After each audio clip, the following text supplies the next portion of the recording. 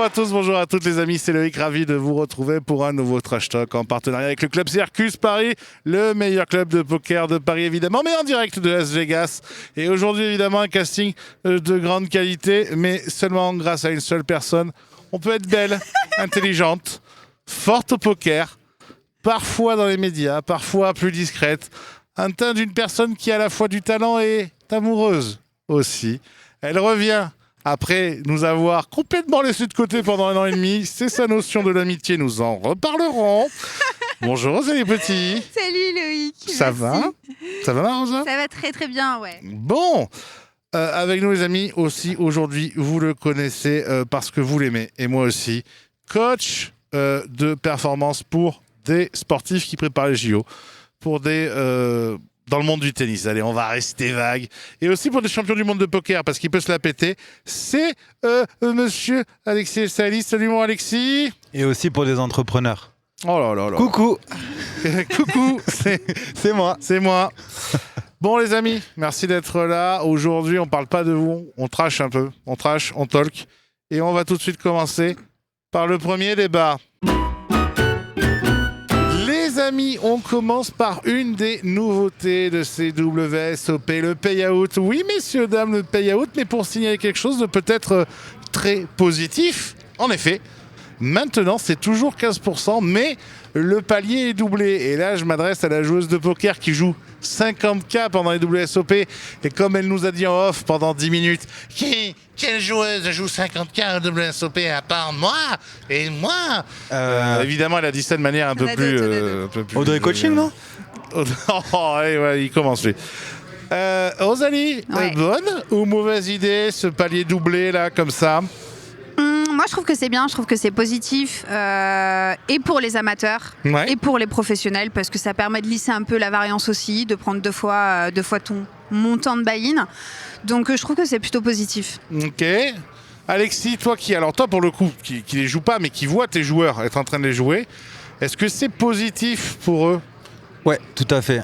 Voilà, prochaine question. Ah ouais, d'accord, ok. J'ai bien fait de le prendre. Non.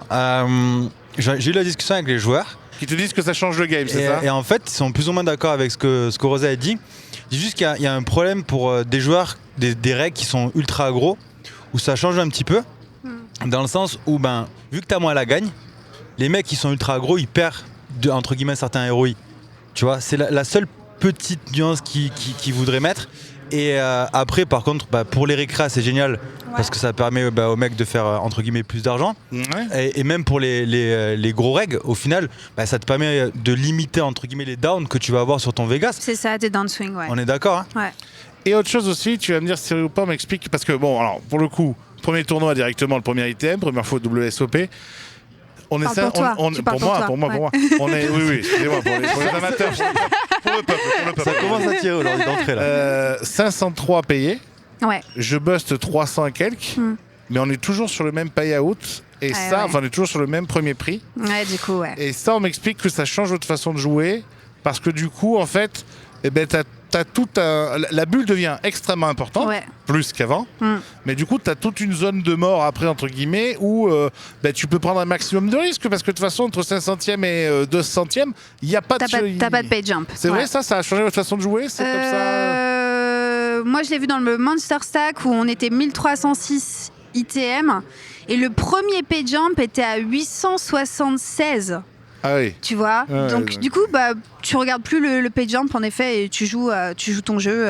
Mais est-ce que tu joues plus aggro alors dans ce cas-là ? Parce que tu dis, de toute façon, il y a tellement de personnes tu vois, à passer, va falloir que je monte encore un stack plus gros. Donc est-ce que tu vas prendre plus de risques vu qu'il y a cette espèce de zone morte où l'ITM change rien ? Je regarde juste moins le pay jump, donc je me tourne moins ou je regarde moins mon téléphone. Mais je pense que ça influence pas vraiment mon jeu parce que j'ai toujours eu un jeu très orienté aller au bout, quoi. Donc ça change pas moi mon agressivité in-game. Et moi j'ai une question sur ça. Vas-y. Est-ce que du coup ça change pas ? Parce que moi j'ai déjà la réponse en tout cas avec les gens avec qui je bosse.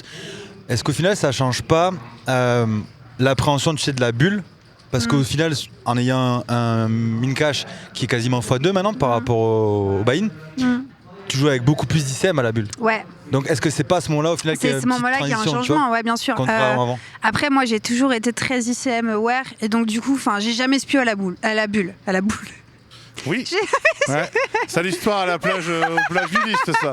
Et voilà. Merde, on a mis du temps, on a mis du temps pour enlever cette image, on arrête. Voilà, c'est beaucoup d'interviews, c'est devenir professionnel et tout rater sur un seul mot qui a complètement dérapé. Et ça fait 1 heure qu'elle nous dit pourquoi je suis pas sponsorisé. Je vais vous expliquer. On a voilà, c'est dramatique. Finalement. Non, j'ai jamais. Par exemple, j'ai jamais fait la bulle en live, quoi. C'est quelque chose que j'ai jamais fait parce que je suis très. C'est trop important de faire ITM en fait. Donc du coup. En étant capable de laisser cripple à 2-3 blindes. Ouais. Ouais, mais je vois énormément de spies où beaucoup d'Américains sont pas ICM aware. C'est marrant ça, je l'ai entendu il y a 48 heures que les Américains n'étaient pas du tout conscients de la bulle. Bah écoute, hier, 200 left de l'argent, donc 200 left tout de monnaie, donc ce qui est sur un immense field, on était 8700 oui, donc sur c'est Monster que dalle, Stack. Voilà, t'es en fait, 200 joueurs, c'est quoi? C'est en 1 heure TITM, ouais. quoi. Le mec avait 16 blindes au cut-off, je vous jure que c'est vrai, il a open shove cut-off, 16 blindes, dame 4 off. Ah oui. Ah oui, Voilà. Il a besoin de coaching. Voilà, il a certainement besoin de coaching. Elle lui a parce qu'il laissé sa avait carte, perdu elle lui a laissé sa carte de partie, elle a dit Mac, Si tu nous cherches. si t'as Ouais. besoin d'aide. Donc il y en a beaucoup qui spuent à la bulle. Moi, ça n'a jamais été mon cas. Donc, Ok. mais je trouve ça très très bien. Pour l'avoir vécu, je trouve ça Ouais. très positif Ouais. en tant qu'amateur, parce que c'est vrai que Ouais. c'est cool. En plus, en étant stacké, c'est aussi positif pour ton stacker, entre guillemets, parce que ça permet Aussi. tout de suite de récupérer un petit peu plus d'argent. Mm. J'ai été effectivement très très choqué à la bulle de voir à quel point les mecs spio. Ouais, Parce que nous, on était vraiment, on a fait la bulle, c'est-à-dire au pause repas, on est revenu 503 pays, on était 504. Mais grosso modo, première main, la bulle pète. Ouais. Deuxième main, de 504, on est 380. Quoi. Ouais. Tu fais, c'est-à-dire Ouais, mais ça, c'est Ouais. insane. Ouais, ça, c'est normal, Même sur ouais. le. Je sais pas si t'as vu hier sur le MS. Ouais, ça a bust à une vitesse qu'ils ont incroyable. stoppé le jeu en fait. Ils ont stoppé le jeu pendant 20 minutes pour dire stop les croupiers. Quand vous avez un joueur qui bust, il faut pas qu'il parte. Et ils Ouais. ont arrêté le jeu pendant 20 minutes. Que personne ne bouge. Ouais. Tu pars pisser à ce moment-là, je te jure, tu pars fumer une clope, tu reviens, t'es. Easy. Ouais, C'est ouais. c'est popcorn. Ah, je pense Ouais, même que ça quand va tu arrives vite. proche de la bulle, style à 10-15 places de la bulle, je pense qu'effectivement tu pars fumer une clope, tu reviens 1 heure après. Je pense que non seulement t'es item, mais en plus je pense qu'effectivement tu dois être top Ouais. 10 ou top 8. Ouais, quoi. Totalement. Bien les amis, donc on vous conseille de venir jouer. Et alors, autre chose aussi d'ailleurs qui est très bien, c'est que cette année LinkedIn, ils le font au WSOP. C'est vraiment bien cette année. Hein. Eh ben, je viens de l'apprendre par C'est mieux Greg. que les autres, Ouais. ouais, c'est Ouais, sûr. je viens de l'apprendre par Greg. Moi, j'avais galéré pour les teams Tout le monde il y a galère. 2 ans. Ouais, non mais attends, mais là c'est bien, et il y a autre chose en plus, c'est que les autres casinos, ils en ont, enfin, hormis l'Aria, l'Aria, je vous conseille l'Aria aussi, très bien pour faire un LinkedIn. Est-ce que c'était pour un gain de poker ou de machine, je vous le dirai pas, mais c'était pas pour le poker. Mais ils le font. Mais par contre, les autres casinos, rien à Ouais. branler. Golden Ouais, Nuggets et tout, ouais. ça n'a rien à foutre. On te pas ton LinkedIn, on te prend 30%, on va bien te faire cuire le cul. Ouais, c'est sûr. On passe au second débat. Les amis, c'est l'heure du bilan, calmement, se remémorant chaque instant, parler des histoires d'avant comme si on avait 50 ans. Premier bilan des WSOP, les amis, pour les Français, pour nos amis Frenchies. Là, il y a eu de la perf et il y a eu des déceptions. Alors, il y a eu un bracelet sorti de nulle part. J'ai oublié son nom d'ailleurs, je suis Thibaut. désolé. Thibaut. Voilà. C'est ça, hein J'espère, ça se trouve, il s'appelle Jérôme. Thibaut. Thomas Ah, c'est pas Thibaut Thomas C'est Périnet. pas du tout Thibaut, c'est Michel. voilà, c'est pour ça qu'elle n'est pas sponsor non plus. On applaudit Jean-Michel. On va leur faire ça, non? Non, on va pas la refaire, ce serait trop drôle, ce pauvre. serait dommage. Congrats, Thomas, alors Thomas. félicitations à Thomas, Donc, qui joueur vient de reconnu. Toulouse et qui a réussi donc et l'autre A il gagné est en train le de nous faire mystery. Yeah. Gotta be, gotta way. Brr, bra. Chicken flow. Yeah. il est en train de nous faire du tambourin. Donc Thomas, N'importe quoi cette Thomas, putain de vidéo. elle aime bien cette émission. Thomas donc, Périssé GG à lui, sorti de Bravo. nulle part, premier tournoi, premier bracelet. Il y a une belle histoire derrière, non? Oui, c'est-à-dire on lui a offert le tournoi pour son anniversaire. Magnifique. Il est venu jouer, il a gagné. Du coup, j'attends mon anniversaire avec impatience, parce que c'est ça le projet. Mais on pense évidemment table finale de Chevremiel, de Romain Lewis, de Yo qui finit encore deuxième. Pastor aussi, non au début. Pastor, de Joe qui a ouvert le bal par une très belle 5e place. Ouais. Je crois que là j'ai oublié personne. Bref, votre avis positif ou négatif ce début de Vegas chez les Français? Rosalie? On peut pas dire que ce soit un début négatif, clairement. Il y a eu beaucoup de tentatives de bracelets et un bracelet déjà sur les 17 premiers jours, c'est déjà bien. Ouais. Il a fallu attendre une tonne l'année dernière sur ça. L'année dernière, il a fallu attendre une tonne de temps. L'année dernière, c'est pas arrivé avant la fin. Tout à la fin. Il y a eu Sidbon et Réard, non? La dernière semaine. Au début, le coach en performance, il est content lui ou ça n'a pas parfait tant que ça? Moi, je viens d'arriver. Ça va, tu les as vus les joueurs, en plus tu les connais tous. Eh oui, on les connaît.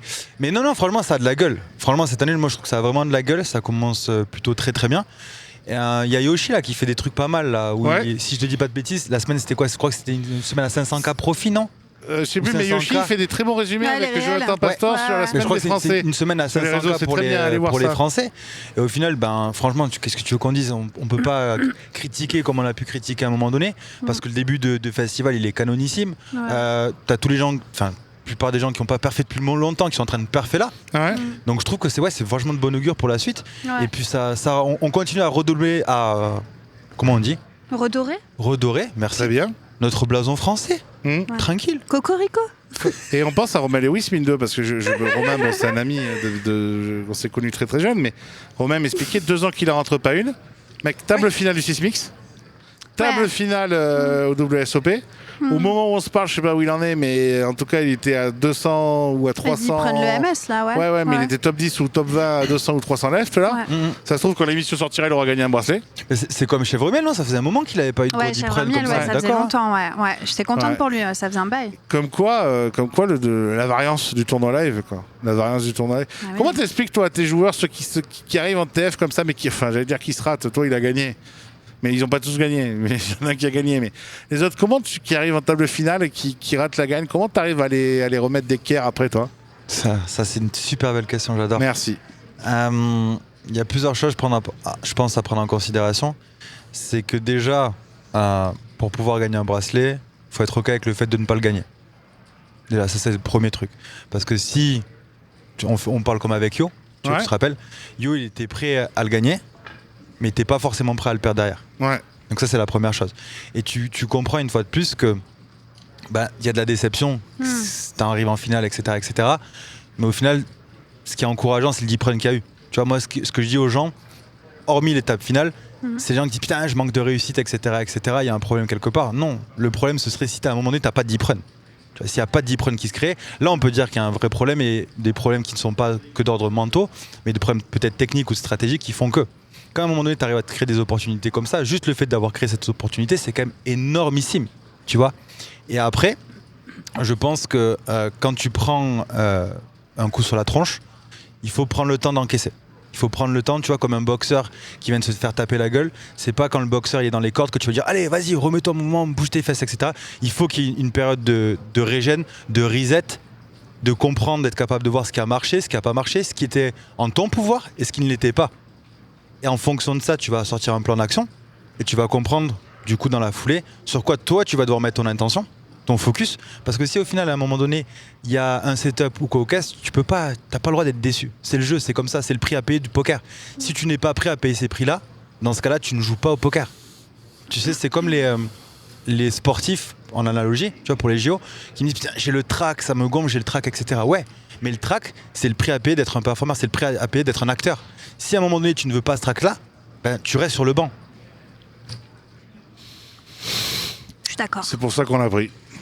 C'est pour ça qu'on l'a pris. Oh, toi, t'es d'accord, ça va, t'as gagné des bagues, toi. Ouais. Allez, ciao. De toute façon, je pouvais pas le payer plus longtemps, il était trop cher.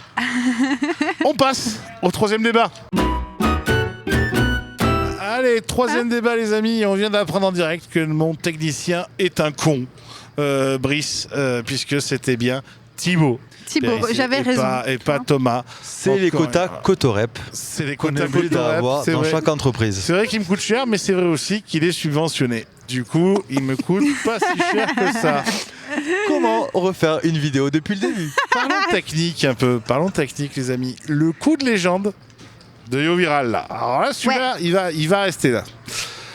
Et j'ai très envie d'en parler avec vous deux. C'est pour ça, d'ailleurs, c'est principalement pour ça que je vous avais invité à la base, parce que j'ai envie de votre regard technique et de votre regard mental. Ok. Les amis, le coup, vous le voyez. Si vous ne le voyez pas, vous allez sur les réseaux sociaux. Je pense que tous les gros Américains l'ont posté en disant amazing, amazing, amazing. Et c'est vrai que c'est incroyable. Ouais, you're very Parce que c'est un 5 bet all-in, si je me rappelle bien. 6 bet all-in, je crois, bet all-in. Où tout le monde est en bluff. Ouais. Donc c'est incroyable. Votre analyse du coup, incroyable ou n'importe quoi? Rosalie. Je pourrais pas dire n'importe quoi parce que je comprends. Je trouve ça plutôt incroyable. Je te vois pas, tu peux bouger tes cheveux? Et non, mais après on voit mes oreilles. J'aime pas mes oreilles. Allez-y, faites Dodi. Donc C'est dommage, elle partait bien, t'as tout niqué. mais oui. Mais Vas-y, c'est affreux, je la vois pas parler. refais. Bon.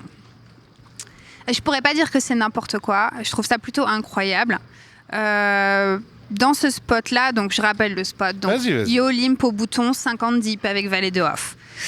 Galliana, si je dis pas de bêtises, en bébé à 7-5 off, il check. Le flop, ça vient à un board mono à trèfle, 10x. Check, check. Turn, un 4e trèfle, check, check. River, un 5e trèfle. Donc 900K de Galliana, l'espagnol, et Yo Viral qui raise 2 millions. Ici, Yo Viral dans sa range. Sachant que, je précise juste pour les gens qui n'auraient pas vu cette main, Ouais. 6 et 4 de trèfle, Duncan flush, 9 Ouais. et 7 de trèfle, Duncan flush. Ouais, il y a des combos de can flush possibles. Quand Yo Viral raise, il peut avoir des Broadway, genre valet de trèfle, dame de trèfle, roi de trèfle, qui raise. Mais il a très peu d'as de trèfle ici, quand il a limpé 50 dips au bouton, parce qu'il les aurait principalement raise, et qui vont checker jusqu'à la river. Donc Yo Viral raise. Là, l'espagnol, se disant que Yo Viral a très peu d'as de trèfle dans sa range, re-raise. Puis Yo Viral re-raise, et au final, là, je pense que voilà, en fait, l'espagnol a Et plus Yo Viral, d'as. il re-raise, Ouais. mais pas le double. Il click back juste. Il fait de 6, il fait 10 millions lui. Ouais, Galliana fait. Donc, ça fait 900K de Galliana, leads, OOP. Yo Viral raise 2 millions, Galliana raise 6 millions, Yo Viral clique 10 millions, et ensuite Galliana chauve. Si je dis pas de C'est bêtises, ça. je crois que c'est ça. L'espagnol, Galliana, a plus d'As-X dans ce spot que lui aurait pu checker en big blind et éventuellement rechecker turn. Ok. Mais Yo Viral, il a un jeu assez tricky de ce que je sais de lui. Il a un jeu assez tricky. Donc il aurait pu éventuellement se retrouver river avec des As-X à trèfle, mais il en a quand même moins que Galliana.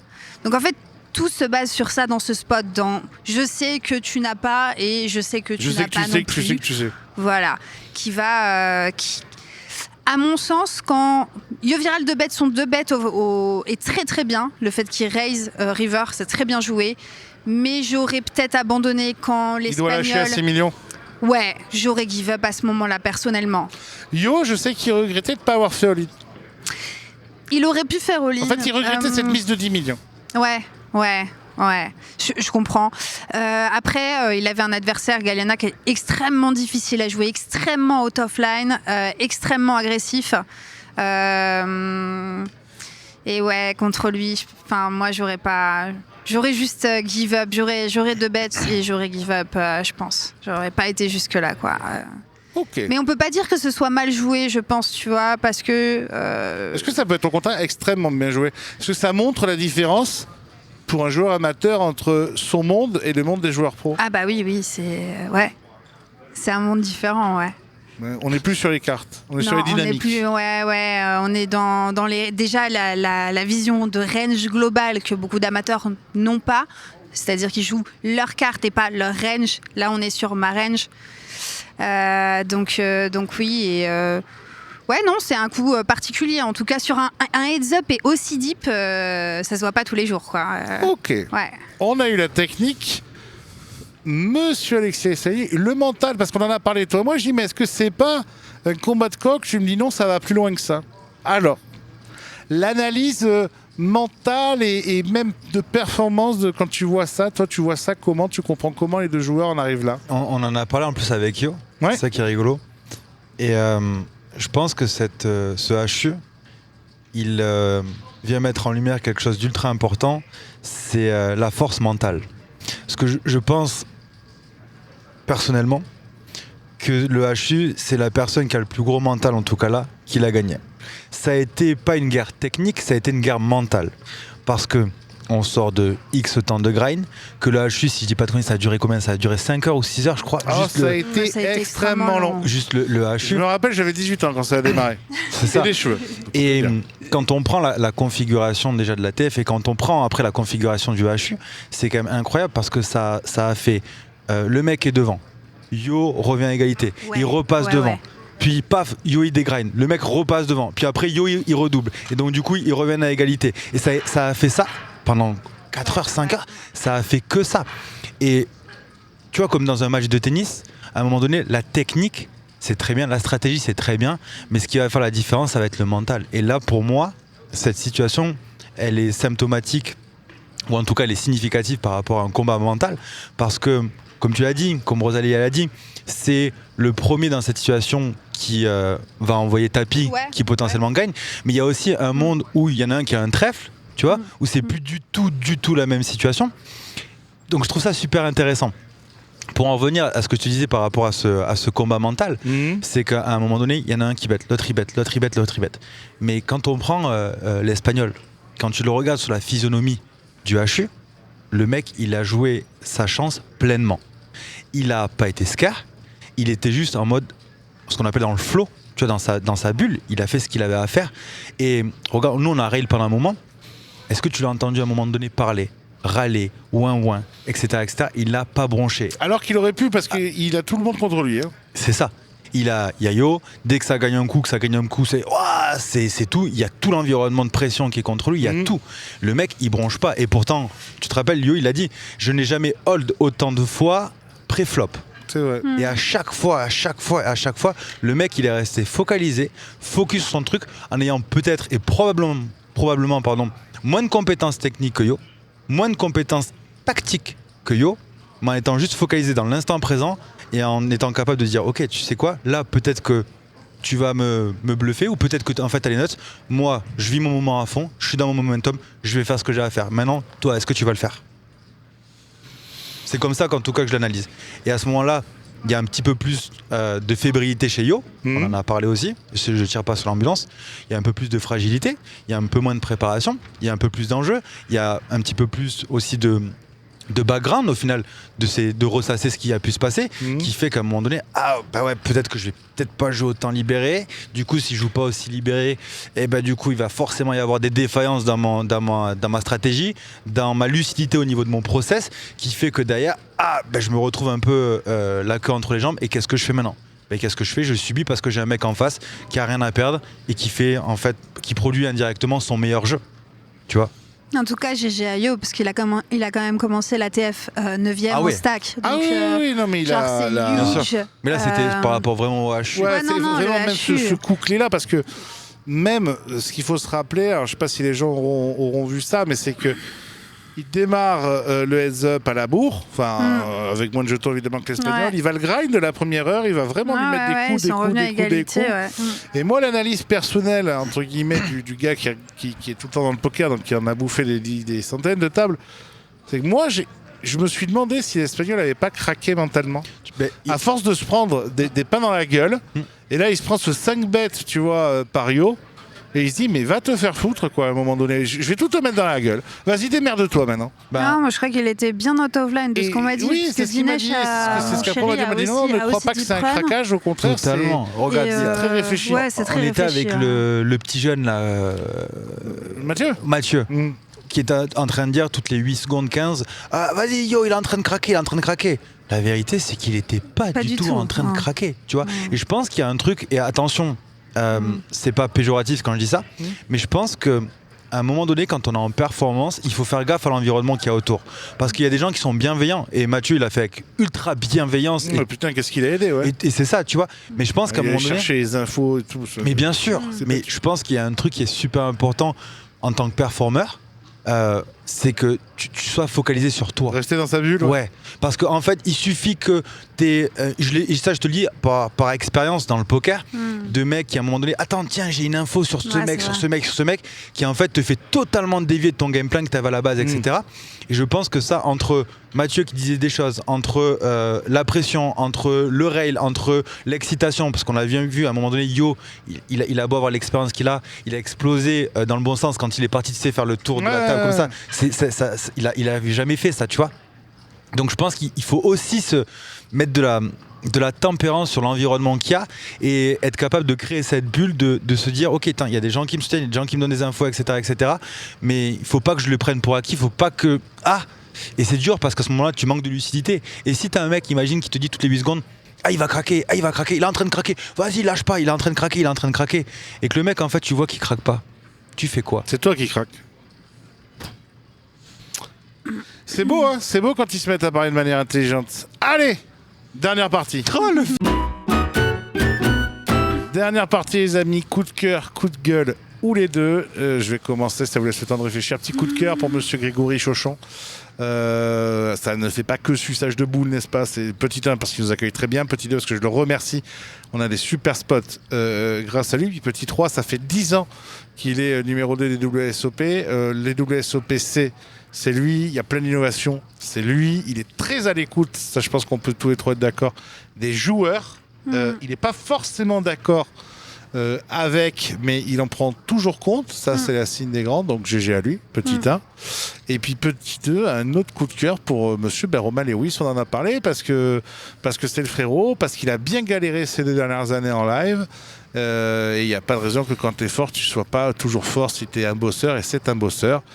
Et on espère que ça va continuer. Et puis, un dernier petit coup de cœur à ma Rosalie, là, parce que ça y est, elle est de retour. Mais c'est une femme qui a changé, c'est une femme amoureuse, c'est une femme qui a décidé de partir s'exiler en Suisse comme par hasard. T'inquiète pas, on sait où il est le coffre-fort. Pourquoi moi j'ai jamais de coup de cœur? Pourquoi tu me dis jamais mon coup de cœur c'est Alexis? Parce que je te subis, toi. C'est vraiment... Bonne réponse, ça me va.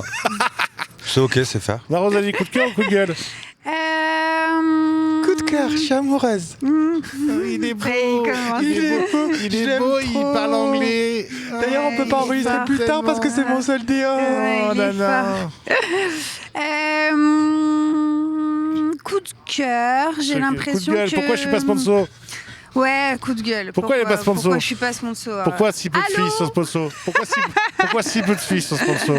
C'est vrai, je sais pas. Faut-il... Une question. Hein? Faut-il coucher pour réussir? Tous Quelle ces est la débats-là. question? Telle est la question. Finalement. Non, coup de cœur pour l'organisation. J'ai l'impression qu'on attend moins en caisse comme dans les let's règles cette année. Ça, c'est vrai, t'as raison. Ouais. Coup de cœur pour cette salle là qui est magnifique cette année. Donc ouais, je vois que ça évolue dans le bon sens. C'est ma 4e ou ma 5e année maintenant au WSOP et je vois que ça évolue. Donc coup de cœur. La première année où tu es venu, on s'entendait déjà très très bien. Ouais. Je sais pas si tu te rappelles, à la rentrée, tu étais venu tourner une émission avec moi. Tu m'avais dit, mec, plus jamais je ne vais pas au WSOP. Ouais. Chaque année, je m'en fous comment je me démerde. Ouais. Mais j'y vais au WSOP parce que c'est vrai. extraordinaire. Je te dis, ouais, bah t'es givré comme tout le monde. Ouais. Eh bien, ma soeur, l'année dernière, Tu vois. quand je suis reparti de WSOP, j'ai dit, il n'y a pas un cas. Voilà. Je ne reviens pas Tu reviens plus pas. longtemps Ouais. au WSOP l'année prochaine. Bah ouais, et tu vois, c'est une victoire d'être encore là chaque année. Parce que ça coûte énormément d'argent. Ça coûte un pognon de dingue. T'as Ça, César à 80 $, faut quand même la vivre. T'as super bien été coaché aussi. Et j'ai été bien accompagnée dans ces... Remarquablement coaché. C'est pas ce qui t'a rendu riche, mais lui, oui. Ouais. C'est l'histoire. Coup de cœur. Ouais, coup de cœur. Ouais. Pour l'organisation qui évolue chaque année. Monsieur Alexis, toi tu m'en avais parlé, tu m'avais dit coup de gueule un peu parce que je vois des joueurs et... Allez, coup de gueule et coup de cœur aussi, les deux. Moi j'en fais 2. C'est la longue story short. T'as le temps, c'est pour toi. L'amour ou la haine d'abord? La haine. D'accord. Il faut toujours commencer par quelque chose. Non, tu m'as dit... Alors, je reprends la phrase que tu m'as dit en perso et tu vas me dire si ça te va comme lancement. Tu m'as dit en perso, tu m'as dit mec, on est... au moins 3 coachs à être au WSOP. S'il y a maximum 15 joueurs de coachés, c'est le bout du monde. Ils sont 400. Qu'est-ce qui branle à rien comprendre? Ouais, j'étais un peu plus cru que ça, mais ça. J'ai fait la version, oui, Ouais. j'ai fait la version, Ouais, d'accord. j'ai fait la version YouTube. La version J'ai fait la version non censurée. Ok. Après, je te laisse faire la version. Ouais, c'est ça. Moi, il y a un truc qui me dépasse. En tout cas, pour les joueurs pros qui ont des objectifs de bracelet, des objectifs super élevés, je ne comprends pas comment on peut se retrouver avec 3-4 protagonistes dans le poker qui font du coaching et même des mecs en fait qui sont coach hors poker. Ouais. Tu vois, mental, performance, appelle ça comme tu veux. Comment on peut se retrouver avec un pôle de joueurs qui est tout petit, qui est accompagné par un encadrement. Donc on pourrait parler de mental, on pourrait parler de sport, on pourrait parler de nutrition, tu vois. Parce qu'au final, on est sur un festival de 40 jours où ça va demander des efforts, où il va y avoir Il y a de la des coups pression, il durs. fait 46 degrés dehors, il fait C'est 18 ça, degrés c'est dedans. ça. Enfin bon. En tout cas, Ouais. pour les mecs qui ont une recherche de professionnalisation et pas de te dire ah vas-y je veux gagner un WSOP parce que tout le monde peut le gagner, c'est un peu de luck. Faut être pragmatique. Mais je ne comprends pas comment on peut avoir ce manque de lucidité de se dire à un moment donné putain mais je suis pro, pourquoi j'investis pas plus sur moi, que ce soit avec des coachs dans le poker ou hors poker, pour mettre toutes les chances de mon côté de pouvoir sortir un edge par rapport aux choses que je maîtrise. Parce que le poker est tellement ingrat, tellement dur, il y a tellement de choses qu'on ne maîtrise pas, que j'ai un gros coup de gueule par rapport à ça. Comment tu peux te retrouver avec une vingtaine de mecs français qui sont accompagnés, alors qu'au final, tu as peut-être pas 400, c'est extrapolé, mais peut-être 200 ou 300 joueurs. Ah, à mon avis, je sais pas ce que tu en penses, Rosalie, mais à mon avis, on est 400 joueurs pro français. Je suis pas loin de. Je pense que c'est un peu beaucoup. Ouais. Je pense que c'est beaucoup quand même. Ouais. C'est vrai, tu penses que Ouais. c'est beaucoup Ouais. Ouais. Tu penses qu'on est sur entre tous ceux qui sont online qui viennent une fois par an et tout ça? Non. Si, je pense que c'est beaucoup, beaucoup 400. aussi. Ah ouais, Ouais. 200. En pro, Ouais, 200 Ouais, 200, 200, Bah, 250. donc ça fait que ça me paraît 10% de la compagnie dans ce cas-là même. Tu vois, et je comprends pas comment tu peux avoir que 10% de ces mecs-là qui sont accompagnés, alors que quand tu parles en off avec tous ces joueurs-là. Surtout que ce que tu disais, non mais ce qui était intéressant, je relève, c'est que tu disais 10% et entre guillemets tu parlais, on va les citer parce que c'était tes collègues, même si vous ne connaissez pas tous, mais Tintamar, Tintamar, t'es con. ouais. Non mais Itaka, Audrey, Marabout, toi, ouais. non mais rien que vous trois, Oui, tu mais vois. même il faut parler. Et Laurent, Lolo, parce que moi, j'ai beaucoup de respect donc, pour ce mais monsieur. Lolo, je sais pas s'il est là, je crois pas. Non, mais il doit pas être. mais loin. bon, Lolo, il quoi. supervise avec ATM et tout le Oui, bordel. voilà. Donc tu parles au moins de 4 coachs connus Oui, et référencés bien sûr. et 20 joueurs, quoi. Bien sûr. Donc c'est Bien que sûr. dalle, parce que si Bien sûr. t'étais un, tu dirais ok, bon, il peut pas faire tout le monde, Oui, mais quatre, comme t'as des mecs comme Bigot qui ont eu la lucidité à un moment donné de se dire tiens les mecs dans le poker ça me convient pas, j'ai cherché quelqu'un qui est dans l'équitation ou je ne sais quoi. Ouais. C'est smart, tu vois. Mais en fait ce qui me rend fou dans l'histoire c'est que tu parles avec ces 300 joueurs, peut-être je vais dire une bêtise, tu parles avec ces 200 joueurs, 300 joueurs, en fait toutes te disent la même chose, ouais je vais tout péter, j'ai envie de ci, j'ai envie de ça, putain ça manque de 10 prime, putain allez c'est ma chance, etc. One Et time. Ouais, one time, c'est toute ma vie, blablabla, blablabla. Et au final, ces mecs-là, putain, t'en as 10% qui sont coachés, mentorés, accompagnés. Et les autres, en fait, c'est vas-y, à la zub, ou ma technique, ou j'ai focalisé sur ma technique, ou ceci, ou cela. Tu vois, je parle pas, attention une fois de plus, comme je me suis fait réprimander la dernière fois, comme un Ribouchon, etc. Ribouchon, il est OK avec son éthique, il est OK avec ses choses, etc.